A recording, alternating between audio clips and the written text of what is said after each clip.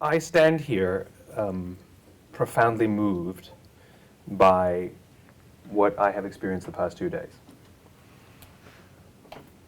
I'm a nutty idealist, and I have this ridiculous notion that it's possible to change the world. And by change the world, I mean live in a world in which absolutely every single person, hopefully, goes home at the end of the day feeling fulfilled by the work that they do. I mean, the statistics are real, that over 90% of Americans go home at the end of the day and don't feel fulfilled by their work. Think about that for a second. The vast, not 51%, 90 go home and do not feel fulfilled by their work. They might make a lot of money, they might be successful, but they don't feel successful. And I imagine a world in which that statistic is completely reversed. I imagine a world in which you could go up to any random person on the street at any time, tap them on the shoulder, and say, "Do you like your job?" And they say, "No, I love my job." That's the world that I imagine. And it's a simple reason. Because people who go home at the end of the day feeling fulfilled and love their jobs treat their spouses better, they treat their kids better, they're happier people, they probably live longer. They go back to work the next day and treat their colleagues better and treat their customers better, and those people go home happier and more fulfilled, and they treat their spouses better and they treat their kids better. And my goodness, what we have is world peace. A group of people who get along and see the world as a place that we can all sort of contribute to and feel a part of and give to the person next to you. This is this crazy vision I have.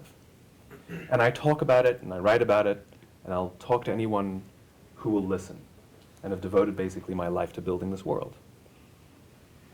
I'm profoundly moved because for the first time ever, I've met a company that is proof that this world is possible. It's called Precedence, right? I can no longer be called a crazy idealist because this company exists in reality, and that is this company. I met people over the past 2 days who genuinely care about each other. I met people over the past 2 days who are genuinely interested to listen to the ideas of others. I recently heard probably one of the best leadership spokespeople, a guy by the name of Bob Gaylor, talk. And he said, "Do not confuse humility with meekness." He said, humility is being open to the ideas of others. And what I met was a company filled with humility.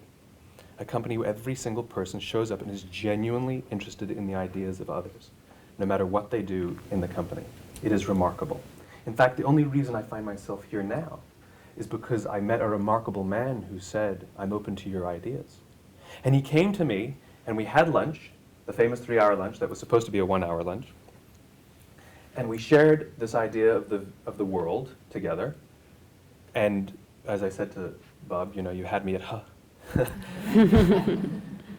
And he said, "We have this company." And I said, "Prove it. I want to see it." And this is why we came on this trip, just to see what it was about. And we made very specific requests.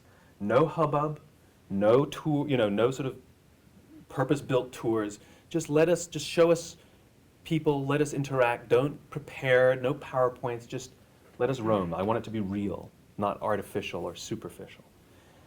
And I stand before you profoundly moved. This world that I imagine is 100% possible.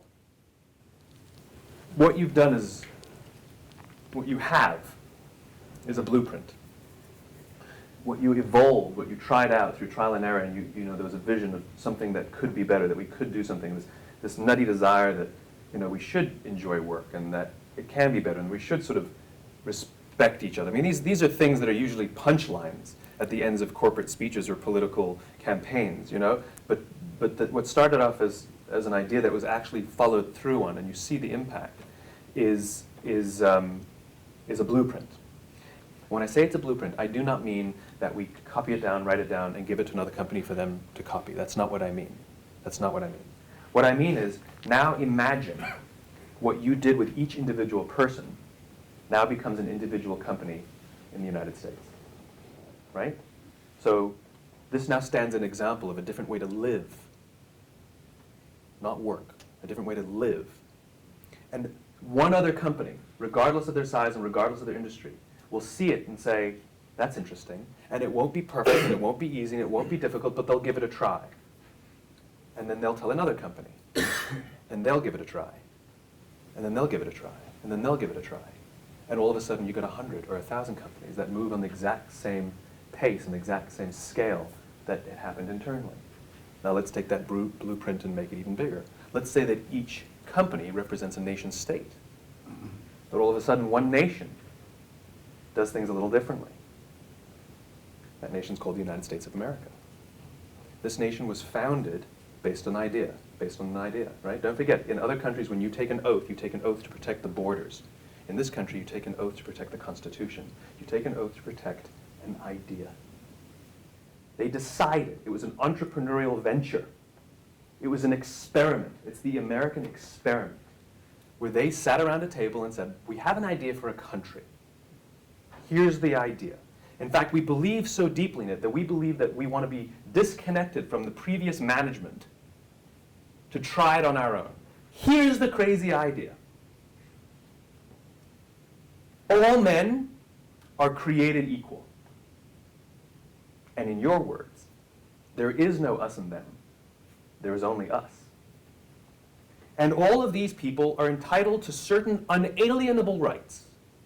Those rights are life, liberty, and the pursuit of happiness. It's about looking after your employees, giving them the freedom to implement their own ideas as if they owned their own businesses, and to live a life and have a job and go home every day fulfilled and happy, because those are the unalienable rights that are granted to everybody who works in this company. This company is a reflection of the founding of this country. It is a distinctly American company. Who are the new people who are leading us into the future? Who is inspiring our nation? Who is reminding us what it means to be American? The answer is no one. And when there is no one leading us and showing us an example of what the world could be like, what ends up happening is we become selfish. We become focused on ourselves and not the person next to us. We think less of the ideas of the people next to us, not more of them. We become closed-minded to the ideas of others, not open-minded. We become interested in our own survival and not the survival of the person next to us. You want to talk about us and them? I've never seen more us and them between big business and small business. I've never seen more us and them between management and labor. I've never seen more us and them between Republican and Democrat, North and South, red states, blue states, take your pick. It doesn't matter. We are living in a country right now of more us and them than any of us care to admit. But as you told us, there is no us and them. There is only us. We are all equal. We are all entitled to these unalienable rights. Entitled. Entitled. That's what this represents. This is what is so remarkable about this organization. You are not. You do yourself so little credit by saying we're building a great company. You're building a great country. And that one country, if we get it right, serves as an example to other countries. Just like America always has and America always does. America is always a leader. That doesn't mean because we're big, that doesn't mean because we're powerful, that doesn't mean because we're rich. That means because we inspire. We're not just building a company here, we're building a country here. We're rebuilding where we need to go.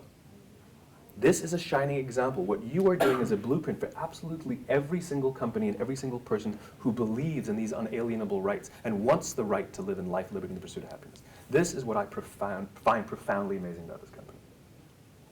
This is what I find profoundly amazing. I leave here more moved than I've been in a while. There's only one other organization that I have the honor to work with that leaves me like this. And it's probably not an accident, which is the United States military. Every time I work with them, I am humbled by their devotion to a cause bigger than themselves. In business, it's traditional to ask questions. When people hear my concepts, they say, Simon, we love your concepts. How can I use them to get a promotion? Right? In the military, say, Simon, we love your concepts. How should we promote? How should we use these concepts so that we always make sure that we're promoting the best and the brightest? They always think about the guy next to them. They always think about the organization. You are like that. That is the same comparison. The way you speak, the way you think, the way you act, and the way I feel in response to you is exactly the same. And it's not an accident. It's because everybody shows up here in service to a cause greater than themselves. I am inspired. You have taught me so much over these past 2 days that I cannot wait to come back to learn more. And anything that we can do to contribute to the pace and the speed, and more importantly, the accuracy and the size and the impact of this vision. But please, please stop telling people that you're building a great company. Please start telling people that you're continuing to rebuild or build a great country, and that the things that you're doing will serve as an example for others. And you will prove the point that everyone can indeed go home feeling fulfilled at the end of the day. It is not idealism, it is reality. And if you get it right, it will inspire others to do the same. And each company that changes in this country will change like each person in your own company has changed. I can't get enough of it, I'll tell you that much. I can't get enough of it. So with great humility and great gratitude, I thank you for letting me in to see what is truly possible. Because it is bright and it is beautiful.